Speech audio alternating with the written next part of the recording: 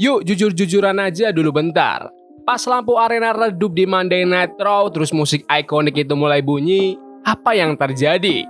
Satu gedung langsung pecah, ribuan orang langsung angkat jari telunjuk mereka ke atas. Kita bisa lihat Jey Uso bikin seisi stadion kompak teriak "Yeet". Terus ada Roman Reigns yang jalan di rem, kelihatan banget kayak final boss di dunia gulat profesional, sambil bawa World Heavyweight Championship. Di atas kertas kelihatan kayak babyface run paling sukses yang pernah dibikin WWE beberapa tahun terakhir. Tapi coba deh kalian lepasin dulu rasa nostalgia pas ngelihat kru original ini barengan lagi. Kalau kita bener-bener perhatiin apa yang sebenarnya terjadi di layar TV tiap minggu, aku punya sebuah pengakuan yang agak hot take nih. The Bloodline itu babyface yang ampas banget. Dengerin dulu penjelasanku. Sejak Roman Reigns balik di SummerSlam 2024, WWE Universe emang langsung nyambut dia lagi dengan tangan terbuka.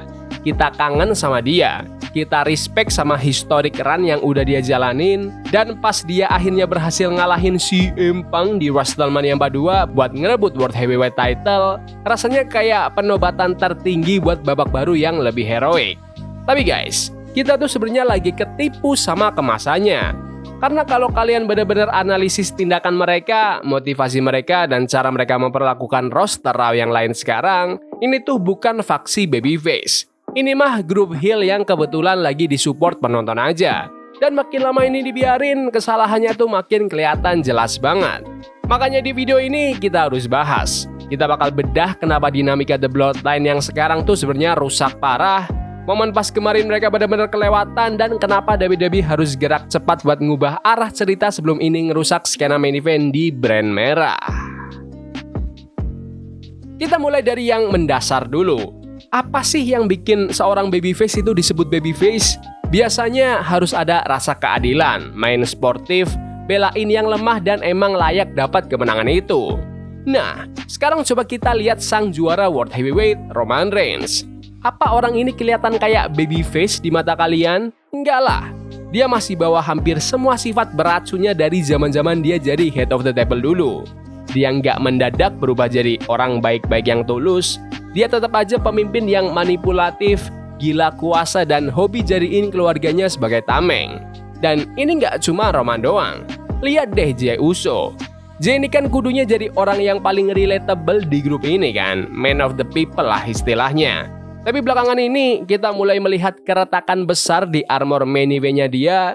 Dia mulai nunjukin rasa frustasi yang meledak-ledak, gampang emosi, dan jujur aja tingkat loyalitas butanya udah di tahap yang nyeremin. Dia balik lagi masuk ke perangkap psikologis yang sama yang pernah dipasang Roman bertahun-tahun lalu. Bukannya jadi bintang mandiri yang udah berhasil lepas, dia malah merosot lagi jadi sosok enforcer yang pura-pura nggak tahu pas ada hal-hal kotor yang terjadi. Yang mana ini ngebawa kita ke sosok wildcard paling baru di grup ini, yaitu Jake Fatu. Kalau kalian nonton Monday Night Raw episode 16 Juni kemarin, kalian pasti tahu arah obrolan ini kemana. Kita disuguhin salah satu segmen paling aneh dan paling gak mencerminkan babyface sepanjang sejarah gulat modern. Jake Fatu tiba-tiba ngehajar Eric Andre secara brutal. Bener-bener serangan brutal yang membabi buta ke seorang tamu selebriti yang lagi duduk santai nikmatin acara. Nah, kalau faksi babyface yang beneran ngeliat temennya ngelakuin hal segila itu, apa yang bakal mereka lakuin? Pasti ditarik dong, dimarahin. Minimal nunjukin rasa bersalah atau kasihan sama orang yang gak bersalah yang jadi korban. Terus apa yang dilakuin Roman Reigns sama The Usos? Mereka cuma berdiri di situ dan intinya kayak bilang, ya elah namanya juga Jacob, mau gimana lagi? Masa orang-orang kayak gini yang harus kita support? Mereka ngebiarin monster liar ngehajar penonton dan nganggap itu cuma kayak sifat unik biasa doang. Tingkat kepantasan mereka buat disukain langsung anjlok parah secepat kilat. Dan siapa yang jadi korban gara-gara hal ini? Roster Raw yang lain, coba lihat bintang kayak LA Knight. LA Knight itu salah satu bintang yang paling alami dapat dukungan gede dari fans dan udah kerja keras banget. Fans tuh udah pengen ngeliat dia naik kelas ke skena main event yang sesungguhnya. Tapi sekarang momentumnya benar-benar nabrak tembok karena aksi egois dan kacaunya The Bloodline yang maruk banget pengen nguasain semua panggung di brand merah.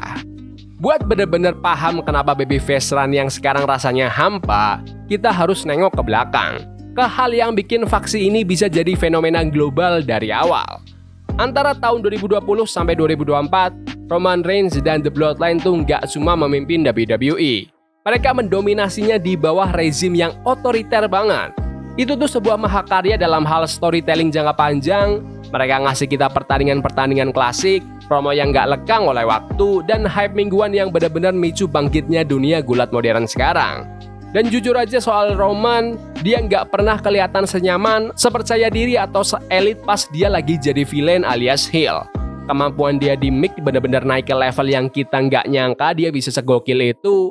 Karisma dia doang udah bisa menguasai seisi ruangan. Dia bukan cuma sekedar superstar, dia udah kayak sebuah institusi.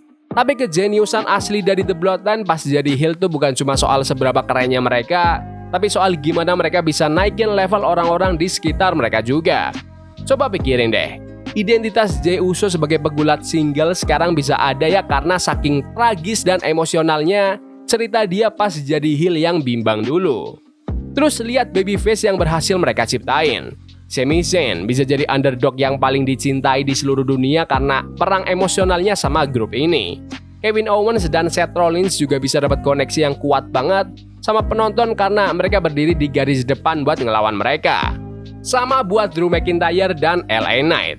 Dan pastinya puncaknya ada di WrestleMania 40. Main event WrestleMania 40 itu bisa dibilang salah satu momen paling hebat dan paling memuaskan secara emosional sepanjang sejarah gulat profesional. Pas Cody Rhodes akhirnya berhasil finish the story dan menghentikan dominasi Roman yang udah jalan 3 tahun lebih, orang-orang di tribun tuh beneran sampai nangis. Tapi coba tanya ke diri kalian sendiri, kenapa momen itu bisa ngena banget?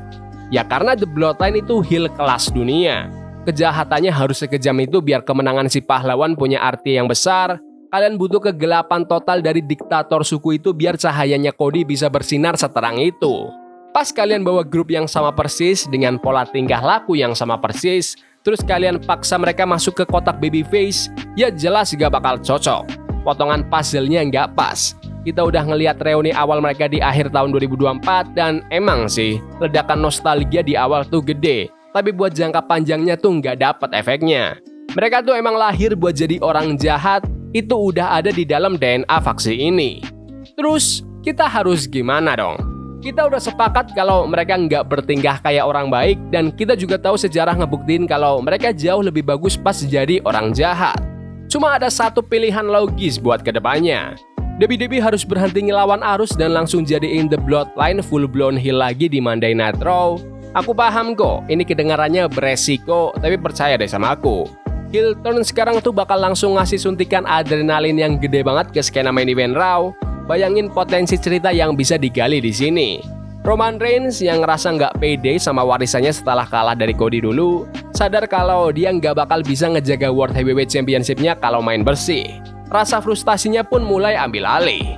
Bayangin skenario di mana ada bintang muda yang kuat banget kayak Obafemi atau sensasi baru yang lagi naik daun banget kayak Javon Evans.